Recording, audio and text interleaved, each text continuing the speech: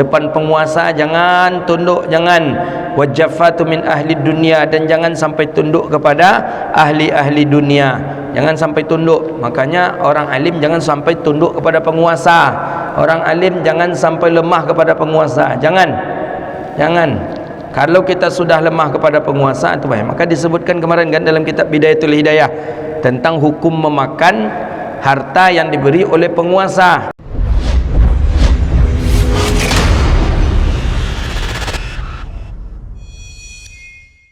Assalamualaikum warahmatullahi wabarakatuh. Alhamdulillahilladzi nahmaduhu wa nasta'inuhu wa nastaghfiruh wa na'udzu billahi min shururi anfusina wa min sayyiati a'malina. May yahdihillahu fala mudilla lahu wa may yudlil fala hadiya lahu.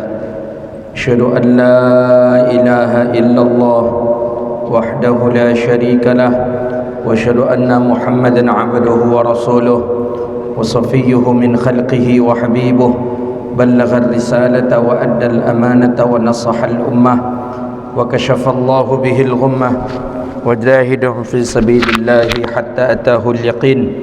Salawatu rabbi wa salamuhu alayka ya sayyidi ya Rasulullah. Allahumma salli ala sayyidina Muhammadin al-Fatih lima ughliqa wal khatim lima sabaqa nasiril haqqi bil haqqi wal hadi ila siratikal mustaqim sallallahu alaihi wa ala alihi wa sahbihi haqqa qadrihi wa miqdarihi al azim. Qala al musannif rahimahullahu ta'ala wa nafa'ana bihi wa bi'ulumihi wa bi'ulumi masyayikhina fid darain amin. Faslun, ini tentang waktu yang paling bagus untuk kita belajar. Kapan waktu yang paling baik, yang paling bagus untuk kita mengaji atau menghafal daripada hadis atau menghafal daripada Al-Quran. Qala Al-Imam Nawawi rahimahullahu ta'ala, wa yanbaghi, dan sepantasnya dan sebagusnya dan sebaiknya bahwa berpagi-pagi, maksudnya di waktu pagi engkau, biqiraatihi, dengan membacanya Quran, membaca kitab, membaca ilmu, bagusnya di waktu bukur. Bukur tu waktu pagi. Ala syaikhin awalin nahar, kapan itu? Awal siang. Jadi awal siang tu dari subuh sampai ke waktu jam 10 itu awal siang. Maka itu waktu yang paling bagus untuk waktu murajaah. Mulai dari waktu subuh tu sampai jam 10 tu awal siang namanya. Itu waktu yang paling bagus. Dari jam 11 sampai menjelang zuhur itu bagus tidur. Itu yang disebut dengan tidur qailulah ini. Jadi dari pagi subuh sampai jam 10 tu bagus belajar, mengulang hafalan, belajar tu paling bagus itu. Kemudian dari jam 10 sampai menjelang waktu zuhur masuk, itu bagus pula kita di sana untuk tidur. Tidur itu bernama tidur qailulah. Tidur qailulah itu tidur sejenak, tapi itu tidur itu bisa menguatkan kita untuk tahajud di malam hari. Coba antum praktekkan nanti ketika antum tidur dari jam 10 sampai ke waktu zuhur masuk, itu nanti malamnya mata kita kuat untuk tahajud. Jadi tidur itu bukan menjelang maghrib atau setelah asar, enggak. Tidur itu menjelang zuhur. Itu tidur Rasulullah disebut dengan tidur qailulah. Karena ada hadis Nabi SAW. Apa kata Nabi? Allahumma barik, ya Allah, barik, berkahilah ya Allah, li ummati, untuk umatku, fi bukuriha, di waktu subuh. Jadi siapa orang-orang yang di waktu pagi melakukan aktivitas, maka orang itu dapat doa daripada Nabi Yunus sallallahu alaihi wasallam. Wa yanbaghi, dan sepantasnya dan sebaiknya bahwa ia menghafal, menjaga hafalan, menjaga di atas yang ia baca terhadap hafalannya. Maksudnya ia baca, ia hafal, ia baca, ia hafal, ia jaga itu. Jangan sampai tidak ia jaga. Dia kadang menghafal itu senang, tapi menjaga hafalan itu susah. Hari ini kita hafal 5 ayat, besok lupa 5 ayat ini, kita tambah lagi 5 ayat, besoknya lupa yang 5 ayat sebelumnya. Itu yang susah. Jadi menghafal itu mudah, tapi mengulang hafalan itu yang susah itu. Maka dalam kitab Ta'limut Ta'lim kan disebutkan itu, apa katanya? Hafal 2 kali, baca 1000 kali. Jadi membaca 1000 kali itu lebih kuat hafalannya daripada lebih kuat ingatannya daripada menghafal cuma sekedar 2 kali. Umpama kita baca ayat, kita nak menghafal ayat, fabi ayyi ala'i rabbikuma tukazziban, kita hafal 2 kali, fabi ayyi ala'i rabbikuma tukazziban, ulang-ulang itu dengan 2000 kali. Itu lebih kuat ingatan kita dibandingkan dengan kita hafal cuma sekedar 2 kali saja. Maksudnya apa? Banyak-banyak mengulang. Itu dia. Sama dengan ilmu yang kita pelajari hari ini, kita catat, kita rekam. Kalau tak kita ulang, takkan singgah dia, takkan hafalnya. Tapi kalau kita diulang, dia akan melengket dia ke dalam dada kita. Dia ilmu tu bukan saja di dalam akal manusia, tapi yang paling berbekas itu fis sudurihi, fis sudur, di dalam hati. Itulah kata orang balaghah, dia menjadi sebuah malakah. Malakah tu rasikhah, yang sudah menempel di dalam hati kita. Kita menginginkan ilmu-ilmu yang kita dapat mudah-mudahan menjadi sebuah malakah di dalam diri kita. Amin ya rabbal alamin. Dan jangan kita sampai ayyuthar dan jangan kita menggantikan daripada orang yang lainnya. Maksudnya dan jangan sampai orang lain menggantikan daripada kita. Ketika jadual kita, jangan orang lain pula menggantikan. Maksudnya ketika kita setoran hafalan kepada seorang syekh, kita suruh teman kita, engkulah dulunya. Jangan. Kalau pas di jadual kita, kita yang tampil. Jangan suruh orang. Fa innal ithar makruh fil qurb, bahwa sesungguhnya ithar itu makruh pada ketaatan. Apa maksud ithar tu? Ithar tu mendahulukan orang dalam hal ibadah tu tak boleh. Contoh, dalam masalah sedekah, pengurus masjid mengumumkan, kita akan mengganti granit masjid ini, tinggal 2 kotak lagi. Siapa yang bapak ibu mau, silahkan. Kami pengurus panitia pembangunan masih bersedia berlapang membuka tangan kami untuk siapa yang menyumbang. Apa kata kita ke kawan kita? Angku je lah, 2 kotaknya senang dia selesai dah angku tu. Jangan. Tu apa namanya tu? Isar namanya tu. Jangan. Antum aja lah, antum kan tadi baru nerima bonus, angku je lah, angku je lah. Jangan. Tu isar. Apalagi isar? Orang sedang kita sedang berjalan dengan teman kita, dengan teman. Ada ibu-ibu yang sedang menggendong anak, minta sumbangan ke kita. Nak, kasih saya bantuan nak, kami dah 2 hari kami tak makan nak, tolong nak. Apa kata kita ke kawan kita? Kita ada duit, kita ada uang, tapi apa kata kita ke kawan kita? Antum aja lah bantu ibu tu, antum kan ada uang, antum aja lah. Tu isar namanya.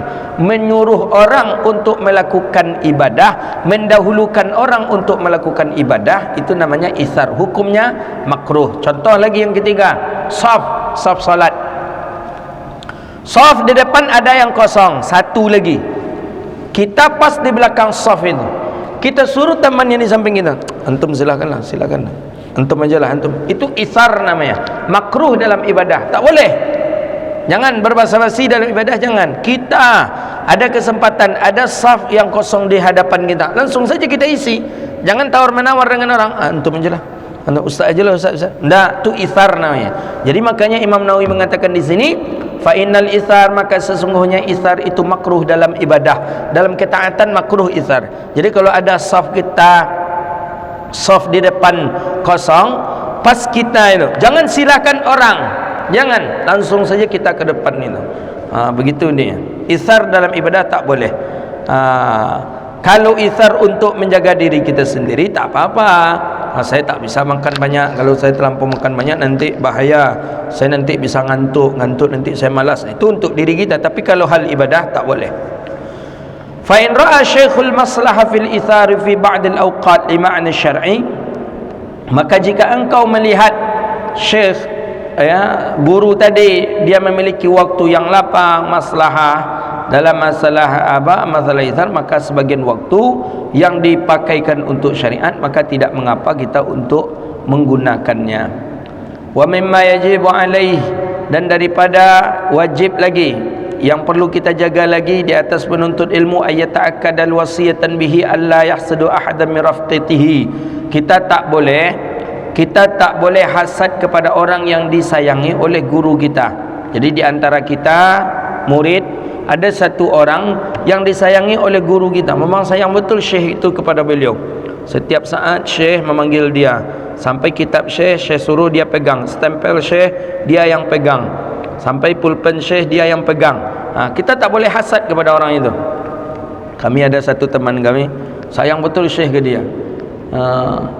Baru masuk majlis ditanya fulan mana, dia namanya si Nur, namanya orang Malaysia, Nur namanya, Nurwen, mana dia? Jadi kalau kata beliau, saya belum mau memulai kajian kalau belum datang si Nur, katanya. Itu anak santri yang beliau sayangi. Tak boleh kita hasad, karena itu min ala fadilati rizqihillah iyah. Itu adalah bagian daripada rezekinya. Tak boleh kita iri, tak boleh kita bingit.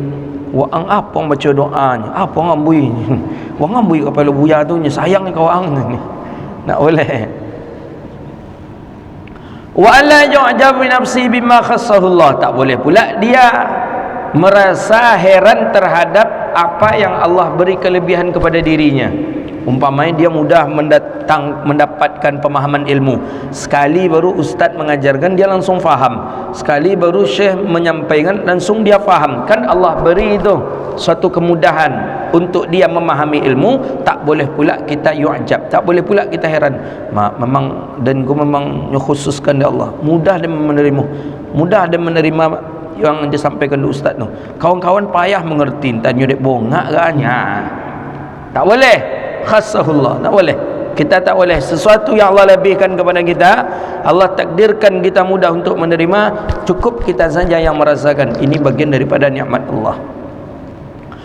Waqad qaddamna idah hadzal adab syekh. Ini juga sudah kami sebutkan, kata Imam Nawawi di adab-adab kemarin pada adab seorang syekh. Wa tariquhu fi nafil anjbi, dan jalannya itu tidak boleh daripada sombong. Wa yudzakkir nafsahu annahu lam yahsil ma hasalahu bihauli wa quwwatihi, bahwa dia selalu mengingat bahwa dirinya tidak akan mendapatkan ilmu kalau tidak daya dan upaya daripada Allah. Innama huwa fadlu minallah, hanya saja ilmu itu karunia daripada Allah Subhanahu wa taala. Wala yanbaghi an yu'jaba bi syai'in lam yakhtara'uhu, dan tidak boleh pula seseorang sombong dengan sesuatu yang tidak Allah beri kepadanya. Maksudnya dia saja yang dapat, orang lain tidak. Akan tetapi dia berdoa kepada Allah terhadap orang tadi. Maka oleh kerana itu jalannya bagaimana? Nafiul hasad. Jangan kita hasad, bahwa kita ketahui bahwa hikmah Allah Ta'ala itu Allah mengkehendaki, Allah jadikan orang yang alim itu daripada karunia Allah. Jadi orang alim bisa menjadi alim itu karena karunia Allah. Orang jahil pun bisa jahil juga itu karunia Allah. Tapi bukan berarti orang jahil itu takkan bisa alim, bisa alim. Apa kisah yang selalu dibaca oleh guru-guru kita? Imam Ibnu Hajar. Ibnu Hajar yang mana kita tak tahu, tapi itu cerita guru-guru kita dulu. Jadi dah 40 tahun beliau mondok, tak juga alim-alim.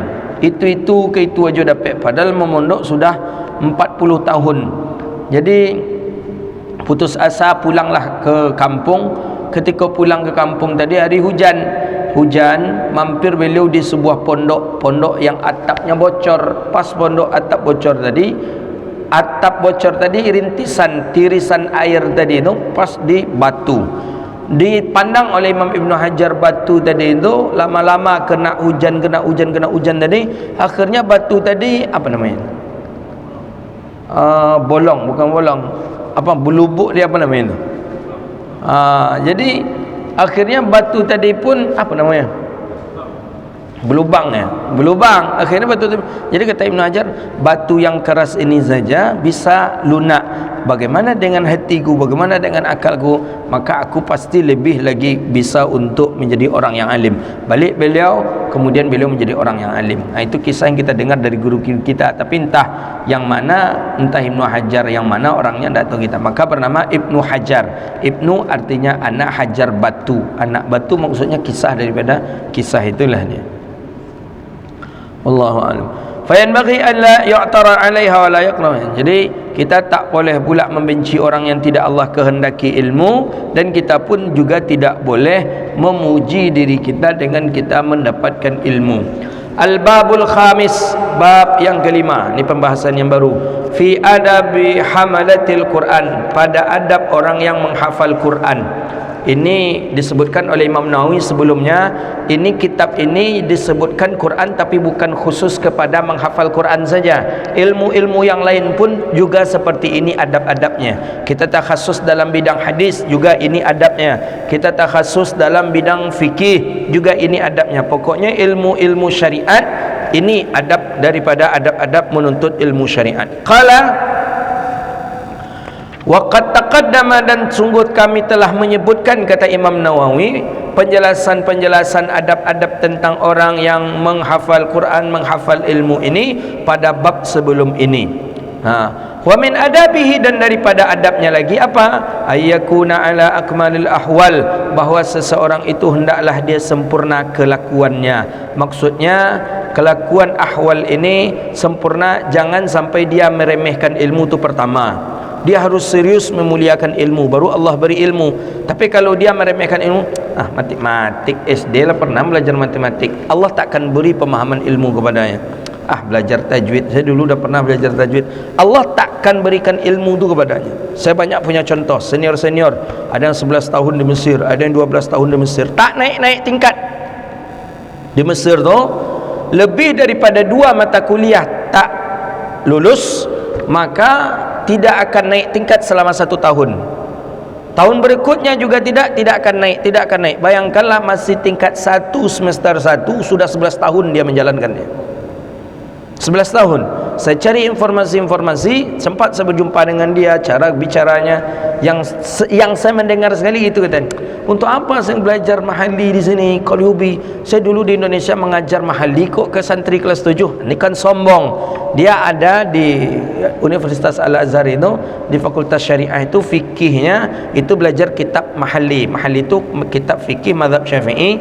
Nama kitab itu kitab Qalyubi wa Umairah, atau lebih orang mengenal dengan Kanzur Raghibin.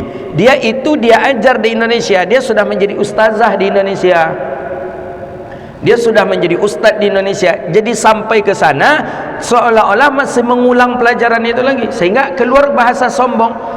Saya malas, ini selesai saya nanti, saya pergi ujian aja lah, tak perlu saya belajar.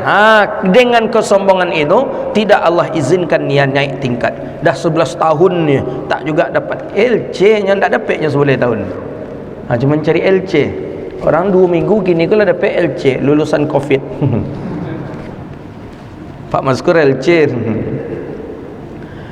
Jadi sombong tak boleh. Dalam menuntut ilmu sedikit pun sombong buang. Hilangkan kesombongan dalam menuntut ilmu. Hilangkan, takkan Allah beri. Maka akmalul ahwal, jangan sampai sombong. Akramus syama'il, baguskan akhlak, baguskan adab, sempurnakan akhlak, sempurnakan adab kita dalam mengaji.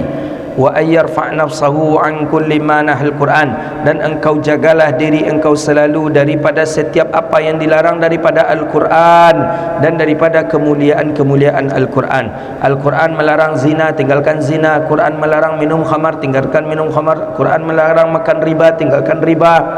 Quran melarang kita maksiat membuka aurat, tinggalkan membuka daripada aurat. Allah beri kita ilmu, itu adab-adab agar terjaga ilmu itu di dalam dada kita. Wa ayakuna mausunan an daniyil iktisab, dan bahwa engkau jaga juga daripada usaha-usaha yang dilarang. Mana usaha dilarang? Jual khamar, jual haram, mana dia prostitusi, atau membuat lokalisasi untuk maksiat, tinggalkan itu. Masa orang alim kerjanya di prostitusi? Kan tidak. Itu ada sampai lokalisasi perzinaan di situ. Iya, itu siapa membuat itu? Buya tu hanya kan buruk bunyi itu. Jadi jangan, naudzubillah. Kemudian muliakan diri engkau dan tidak daripada murtafi'an jababirah. Dia selalu hendaknya dia mengangkat atau membesarkan dirinya di hadapan orang-orang yang sombong. Depan penguasa jangan tunduk, jangan wajafatu min ahli dunia, dan jangan sampai tunduk kepada ahli-ahli dunia. Jangan sampai tunduk. Makanya orang alim jangan sampai tunduk kepada penguasa. Orang alim jangan sampai lemah kepada penguasa. Jangan.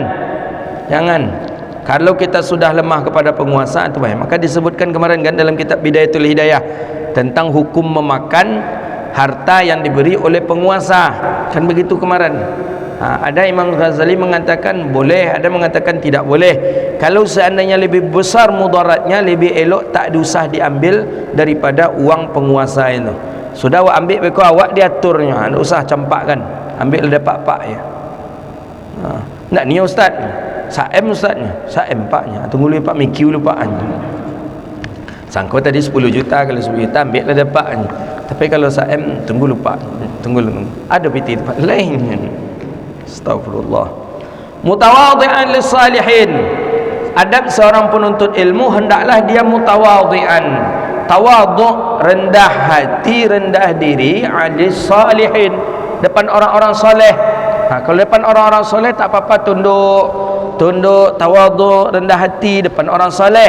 Tapi kalau depan penguasa, depan orang-orang ahli dunia, orang-orang yang tidak saleh, ya, jangan sampai kita menghinakan diri kita, nampakkan wibawa kita. Sebab wibawa itu penting.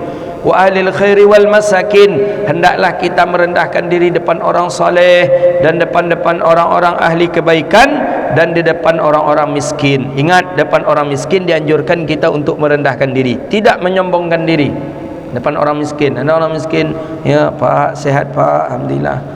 Mau ke mana pak? Ke sana. Ada begini. Rendahkan diri kita depan orang miskin. Tapi kalau orang ahli dunia, orang-orang penguasa, nampakkan pula kita tinggi.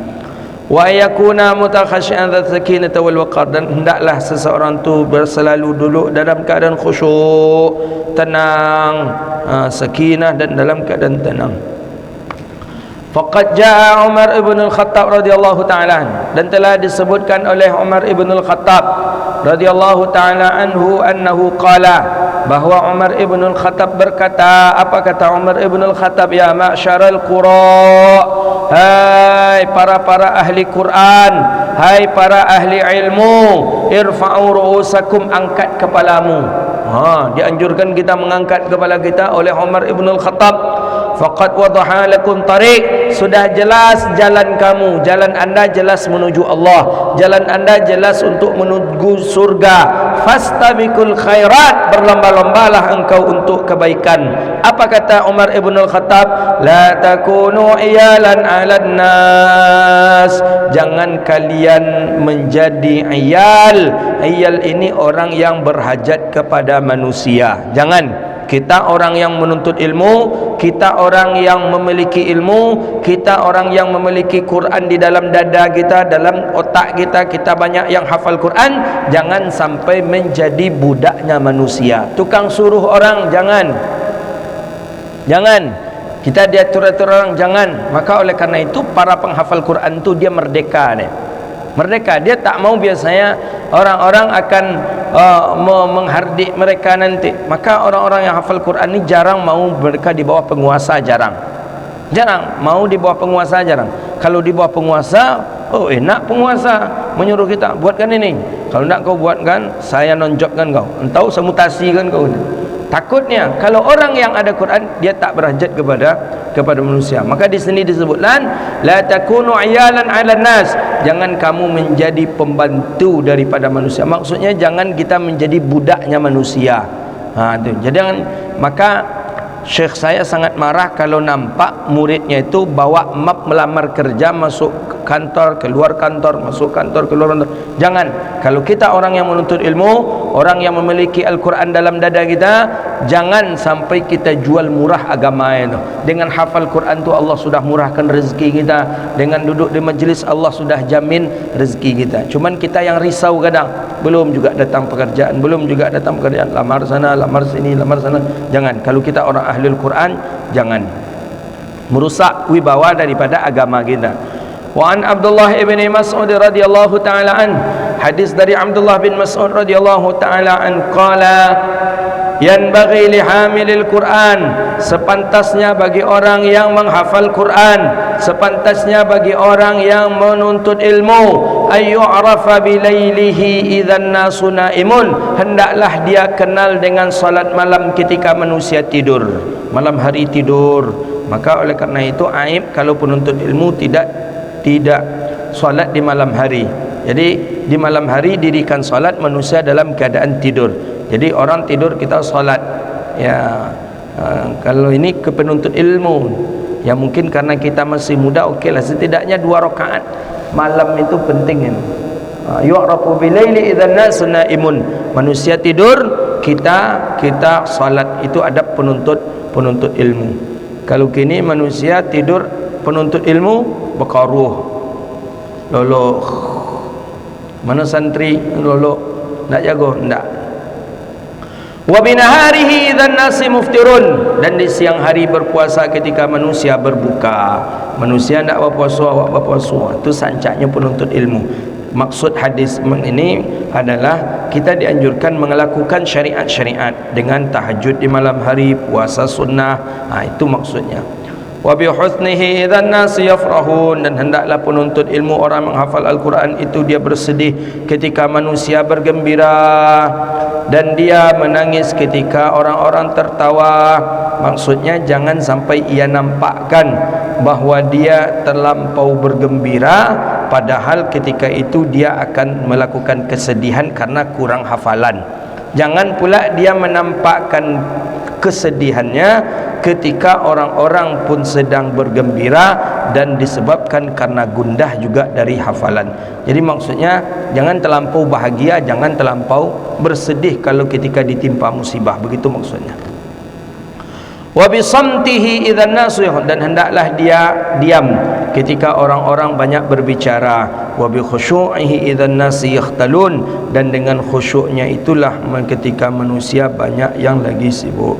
Wa an Hasan ibni Ali radhiyallahu anhu qala, dari Hasan ibni Ali radhiyallahu anhu qala, innaman kana qablahum ra'awul Qur'an wa rasaila min rabbihim, sesungguhnya orang-orang sebelum kamu, kata Hasan ibni Ali, sesungguhnya orang-orang sebelum kamu ra'au Quran, mereka berpendapat bahwa Quran itu adalah surat daripada Tuhan mereka. Orang-orang sebelum kita beranggapan bahwa Al-Quran itu surat daripada Tuhan mereka. Kanu yatadabbaruna bil-laili wa yatafaqadunaha fin-nahar. Mereka yatadabbaruna bil-lail, mereka menghayati di waktu malam, dan mereka mengamalkannya di waktu siang. Jadi dapat surat, biasanya agak kita enak membaca itu di malam hari, baca surat tadi agak dibaca, ditadaburi, diino-inoong membaca surat tadi, kemudian di siang hari diamalkan. Begitu orang dulu sebelum zaman kita.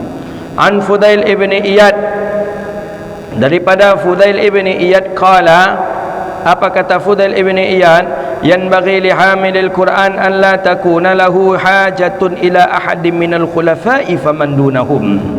Hendaklah bagi orang yang menghafal Quran, hendaklah bagi orang yang memiliki ilmu, alla takuna lahu hajat, bahwa tidak adalah baginya akan hajat, baginya oleh hajat kepada salah seorang daripada khulafa, pemimpin-pemimpin, faman dunahum, dan orang-orang selain daripada mereka. Jadi jangan kita berharap betul kepada para penguasa. Itu maksud daripada Imam Nawawi rahimahullah. Jangan sampai berharap kepada penguasa. Itu kata Fudail ibn Iyad. Kalau kita orang alim, kalau kita orang yang memiliki ilmu, kita orang yang menghafal Quran, jangan berharap betul hajat kita akan ditunaikan oleh para khulafa. Khulafa ini, maksud khulafa adalah daripada para penguasa kita. Tu kata siapa tu? Fudail ibn Iyad. Jadi jangan sampai berharap betul kita. Nak ada ni Pak Wali Kota, saya nak ada uang ni Pak, kami nak melanjutkan sudi ni Pak. Yalah. Jadi kita datang ke dia, besok dijanjikan, besok datang lagi ya, datang besok. Oh dah saya follow up kepada si Anu. Hubungi kadis tu. Kata kadis tu hubungi sekretaris saya. Kata sekretaris sudah disampaikan lagi ke bagian keuangan. Kata keuangan sudah ke buka rekening. Azab gitu adanya. Hafalan lah berapa habis. Murajaah pun tak jadi, hafalan pun dah hilang. Maka itu dilarang kita oleh Fudail ibn Iyad. Wa anhu aidan, dan daripada Fudail ibn Iyad juga, qala, berkata Fudail ibn Iyad, hamilul Qur'ani hamilu rayatil Islam. Orang yang menghafal Quran maka dia sama dengan orang yang membawa bendera Islam. Hati-hati nih, kita yang sedang menghafal Quran, kita yang sedang menuntut ilmu, kita sama dengan orang yang sedang membawa bendera Islam. La yanbaghi ayyalhuwa ma'a man yalhu, dan tidak sepantas dia bermain bersama orang-orang yang sedang bermain. Orang-orang sedang bergurau, kita tak boleh. Dan jangan sampai, dan tidak elok juga dia lupa bersama orang yang lupa. Dan jangan pula dia dengan orang yang tidak ada kesibukan, dengan waktu kosong dengan orang yang kosong. Ta'ziman li haqqil Quran, karena memuliakan hak Al-Quran. Jadi orang yang membuat bendera tu kan tak boleh dia. Nampak orang bermain ikut pula dia bermain, tak ada. Nampak orang sedang nampak orang yang sedang duduk-duduk, dia ikut pula duduk-duduk, tak boleh.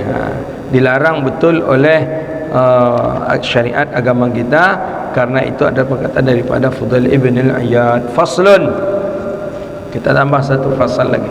Qala wa min ahammi ma yu'maru bihi, dan daripada yang lebih penting lagi yang perlu kita ketahui apa sebagai penuntut ilmu, ayahdhara kulla hadrin, bahwa dia hati-hati, dia jauhi setiap yang berbahaya, setiap yang mencederai dia. Apa itu? Min ittikhadhal Quran ma'isyatan yaktasibu biha, mengambil Al-Quran sebagai ma'isyah. Ma'isyahnya mata pencaharian. Mata pencarian, yaktasabu biha, yang berusaha dia biha dengannya, ma'isyah. Jadi hati-hati kita. Boleh tak Al-Quran ni kita jadikan mata pencarian? Habis dari sini ngajar di sini, habis dari sini ngajar di sini, habis dari sini ngajar di sini. Kita ambil upah, dengan itu kita hidup. Boleh atau tidak?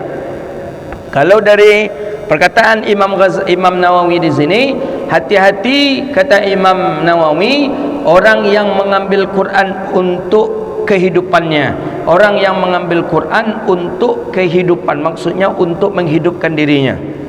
Faqad jaa an Abdurrahman ibn Syabil, telah berkata Abdurrahman radhiyallahu taala anhu, qala Rasulullah, Nabi telah bersabda. Apa kata Rasulullah? Iqra'ul Quran, bacalah Quran, wala ta'kulu bihi, dan jangan kamu makan dengannya Quran. Kita setelah ngajar Quran, dia pergi orang pitih, makan kita dengan itu, tak dibolehkan oleh Rasulullah sallallahu alaihi wasallam. Wala tajfu an, dan jauhkanlah itu daripadamu. Wala taghlu fihi, dan jangan sampai engkau lalai daripadanya. Dan hadis daripada Jabir radhiyallahu anhu, anin Nabi sallallahu alaihi wasallam qala, apa kata Nabi? Kata Jabir, Nabi bersabda, kata Nabi, iqra'ul Quran, baca olehmu Quran, min qabli, daripada sebelum akan datang pada suatu hari, yuqimunahu iqamatal qadhi yata'ajjalunahu wala yata'ajjalunah, pada hari sesuatu yang kita disuruh untuk menyegerakan. Maksudnya kita dianjurkan untuk pada hari kita yang dianjurkan untuk menyegerakan, dan tetapi kita pada waktu itu memperlambatnya. Apa maksudnya yata'ajjalun? Artinya adalah upah. Adapun dengan harta atau dengan hal yang lainnya.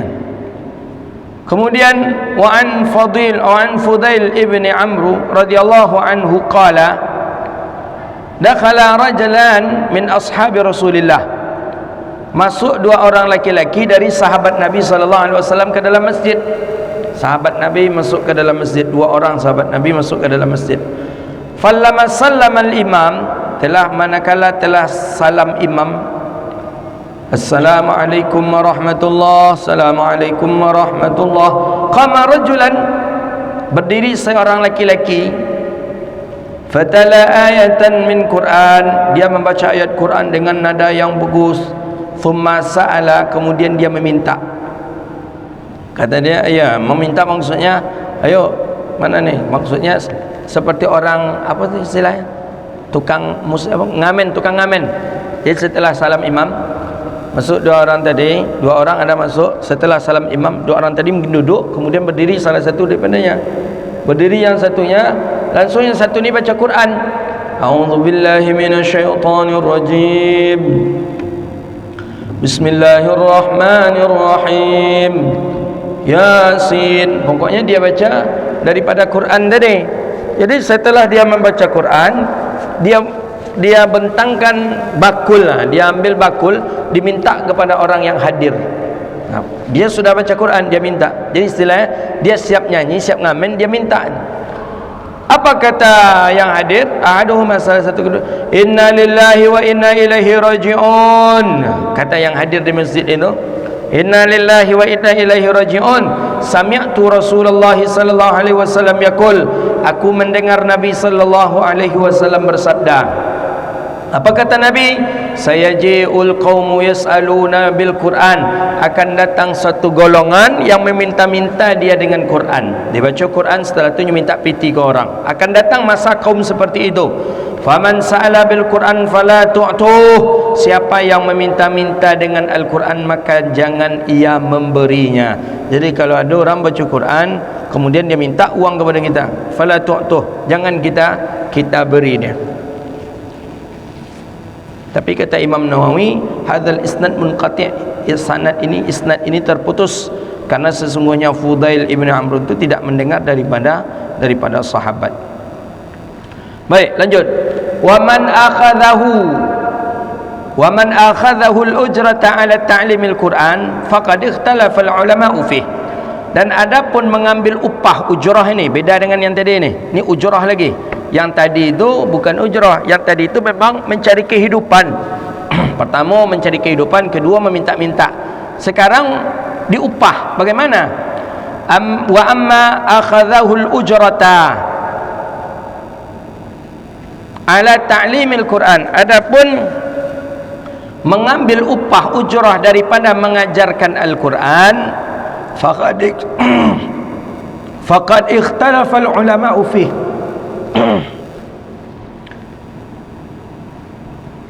Maka selisih ulama pada masalah ini. Apa pendapat ulama? Pertama, fahuqiyal imam Abu Sulaiman al-Khattabi, menurut Imam Abu Sulaiman al-Khattabi, menurut beliau, man'a akhidhil ujrah alaihi an jama'atin minal ulama faminhum Zuhri wa Abu Hanifah. Menurut Imam Abu Sulaiman, terlarang kita mengambil upah daripada mengajarkan Quran. Jadi tak boleh mengambil upah. Kita ajari orang, tak boleh mengambil upah. Itu menurut siapa? Itu menurut Imam Zuhri dan Imam Abu Hanifah. Jadi mazhab Hanafi tak boleh mengambil upah kepada orang yang mengajarkan Al-Quran. Wa an jamaah, dan sebagian daripada jamaah maksudnya daripada ulama, annahu yajuzu illam yashtarahu, boleh selagi tidak pakai syarat. Jadi boleh tak apa-apa. Tapi kalau pakai syarat itu tak boleh.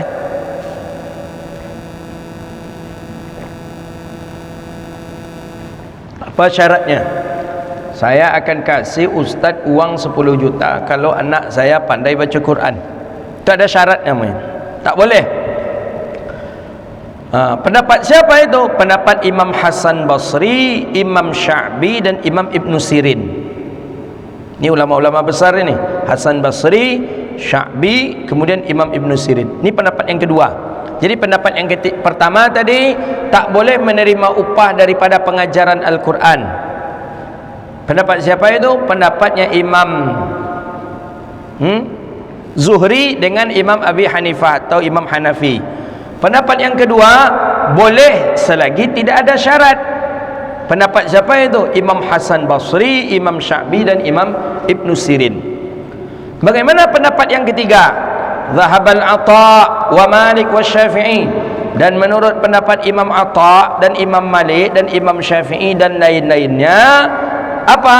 Ila jawaziha insya'aratah, boleh menerima upah daripada mengajar Al-Quran insya'aritu, sekalipun memakai syarat. Boleh, tak apa-apa. Ustaz saya gaji 3 juta dalam 1 bulan. Ustaz mengajar anak saya dari jam 3 sampai jam 5. Kan syarat tu. Syarat jika ustaz mengajar anak saya dari jam 3 sampai jam 5. Boleh? Boleh. Boleh menurut Imam Ata, Imam Malik, Imam Syafi'i. Makanya kita biasa kan bayar apa kita waktu mengaji, waktu ketek-ketek apa tu? Uang apa namanya? Uang lampu, uang minyak. Uang minyak namanya kalau tak salah. Buatlah uang minyak kata orang tu gitu. Boleh karena kita pakai mazhab Syafi'i. Tapi kalau pakai mazhabnya Imam Hanafi tak boleh. Jadi boleh dalam mazhab Syafi'i. Imam Atta, Imam Malik, Imam Syafi'i boleh mengambil ujrah, upah daripada mengajarkan Al-Quran. Kadang dulu waktu ngaji dulu, kadang beras 1 tekong piti 2.500 entah 2.000 dulu rasanya. Itu dulu babak tu. Itu pun menunggak kadang kawan. La ilaha illallah. Anak dia ajar Quran menunggak belum membayar. Wistijaruhu ijaratu sahih, dan sewa hal keadaan seperti itu dibolehkan, sahihah, dibenarkan. Wa qad jaa bi jawaz hadis sahih, dan sungguh telah jelas pula di dalam hadis-hadis sahih. Wahtajja man mana'aha bi hadis Ubadah ibn Samit, dan orang-orang yang melarangnya tadi itu berhujah dengan hadis Ubadah bin Samit. Apa hadis Ubadah bin Samit? Annahu 'allama rajulan min ahli sufatil Quran, bahwa dia mengajarkan laki-laki daripada ahli sufah. Ahli sufah ni orang yang tinggal di masjid Nabi, daripada Al-Quran. Fa'uhdiyah lahu qusan, diberilah dia hadiah akan qusan. Qusan ni busur panah. Diberi hadiah, dia sudah mengajar orang-orang sufah tadi pandai baca Quran, dia kasihlah oleh orang sufah ni dia busur panah. Faqala lahu Nabi, langsung Nabi berkata kepadanya, apa kata Nabi? Inna sarraka an tatawwaqa biha tuqan min narin fa'aqbalaha. Sesungguhnya maukah engkau bahwa dikalungkan kepada engkau daripada kalungan di neraka? Faqbalha, maka kalau gitu terimalah. Jadi kalau engkau terima, berarti engkau sama mau menerima dikalungkan dengan bara api, dengan kalungan yang ada daripada neraka. Hadis ini masyhur, rawahu Abu Daud wa ghairu Ahmad wa athar katsir minas salaf. Dijawab hadis tadi oleh orang-orang yang membolehkan. Yang membolehkan tadi siapa? Imam Atta, Imam Malik, Imam Syafi'i. Dengan hadis apa? Dengan 2 jawaban. Jawaban pertama kata Imam Nawawi, anna fi isnaduhu maqalah, sesungguhnya isnadnya itu maqal. Isnadnya itu belum juga jelas dari maqal. Maqal ini sekadar ucapan saja gitu dia. Yang kedua, annahu kana tabarra'a bi ta'limihi falam yastahiqu syai'a, bahwa dia ini mengambil manfaat dengan mengajarkan Al-Quran tadi itu tidak ada hak. Maksudnya tidak ia terima, karena kalau itu sekadar mengambil manfaat untuknya. Summa uhdiya ilaihi, kemudian itu diberikan hadiah kepadanya karena jalan ganti. Jadi awalnya dia diberi upah, dia tak mau, kemudian untuk mengganti upah tu diberilah kepada dia itu busur panah, jelas itu tak boleh. Kata Imam Nawawi, jelas tak boleh. Awalnya dia ngasih uang, ditolak, habis tu untuk mengganti uang tadi itu dikasih busur panah, itu jelas tak boleh.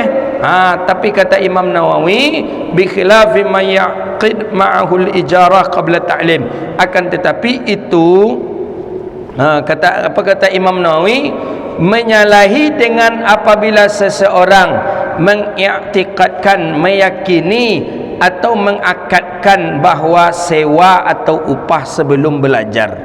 Jadi boleh upah sebelum belajar berbeda dengan hadiah atau pemberian uang tadi. Jadi umpama seperti ini, kita akan belajar anak kita akan belajar dengan seorang ustaz. Kita sampaikan ke ustaz, "Ustaz, tolong didik anak saya ni ustaz, pandai dia mengaji hendaknya ustaz, setiap bulan saya kasih ustaz 2.500.000 ustaz."